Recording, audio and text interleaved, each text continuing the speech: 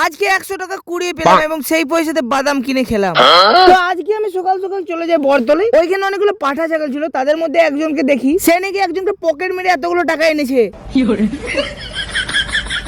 তারপর তার কাছ থেকে আমি 100 টাকা নিয়ে দেখো কত সুন্দর হাতের তৈরি একটা জিনিস বানিয়েছি। তোমরা কমেন্ট করে বলবে এটা কেমন হয়েছে। আজকে ছিল মেজর সুপার লিগের সেমিফাইনাল এবং ফাইনাল ম্যাচ, ওই জন্য আমি দুটো পাঠা ছাগলের সাথে চলে যাই ম্যাচগুলো দেখার জন্য। তো ফাইনালি আমি মাঠে চলে আসি, তারপর আমি খেলা দেখতে বসে যাই। আর এইদিকে দেখো আমার একটা পাঠা ছাগল বন্ধুকে গুটকে চিপেতে চিপেতে মনোযোগ সহকারে খেলা দেখছিল। দেখতে দেখতে খেলা জমে উঠেছিল আর আম্পায়ারের সেলিব্রেশন ছিল ওয়াও। সেমিফাইনাল শেষে আমরা বাড়ি আসি খাবার খেতে, সঙ্গে আমার পাঠা ছাগল বন্ধুগুলো আসছিল। তারপর ভাত টাট খেয়ে চান টান করে আবার খেলা দেখতে চলে যায়। এবার গাড়িতে করে খেলা দেখতে যাচ্ছিলাম, আমার না গাড়িটা লোকেরই। তারপর মাঠে আসতে একটা পাঠা ছাগল আমাকে ফ্রিতে বাদাম খাওয়ায়। তারপর জানতে পারি সে বাদামগুলো নাকি কুড়াই পেয়েছিল।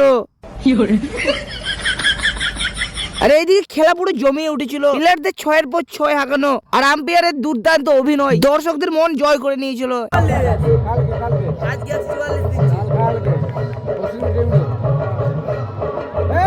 তারপর খেলা শেষ হয়ে যায়, যেখানে টপি দেওয়া হবে ওখানে আমি জলদি জলদি চলে আসি। বেশি ভিড় হয়ে গেলে আমি আবার দেখতে পাবো না, হাইটে তো শর্ট একটু। রানার্স টিম এবং উইনার টিম দুটো টিমকে ট্রফি দেওয়া হলো। তারপর আমরা মজা মারতে মারতে ঘরের উদ্দেশ্যে রওনা দিলাম।